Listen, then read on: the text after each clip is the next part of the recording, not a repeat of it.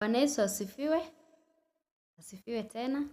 Kwa majina ni Prophetess Tabitha Maono na nimekuja hapa kuambia Mungu anatuongeleshanga tangu zama za kale kwa ndoto, sauti na vision. Sasa leo tunaongelelea ndoto la kuota ukiendesha gari ama ndoto la gari. Ndoto la gari linamaanisha nini? Gari inamaanishanga haswa inamaanishanga huduma ama kanisa, utumishi.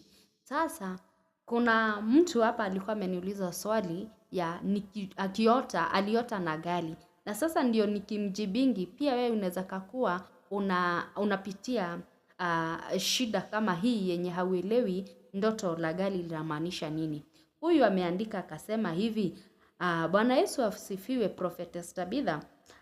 Mimi naitwa Aileen na niliota nikiingia kwa mat, hiyo ni sheng ya Kikenya, na hiyo mat nikaona ikiegemea kwa upande yenye ya ifai kwenda, nikashuka. Vile nilishuka hiyo mat kuangalia hiyo mat iliingia ile side yenye ilikuwa inastahili kwenda.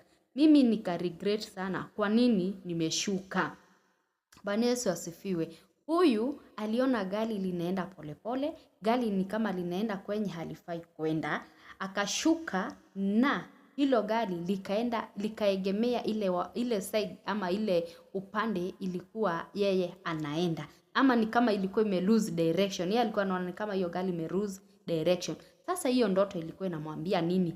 Katikati kwa ulimwengu wake wa kiroho ama wake wa kiroho na wake wa huu ulimwengu huu wenye tupo, kuna mtumishi wa Mungu mwenye anaangalia yeye na macho hizi zetu za umwili, anaona huyo mtumishi wa Mungu ni kama haendi kwa ile njia yenye inastahili. Na kweli kumwambia tu kweli, huyo mtumishi anaegemea kwa upande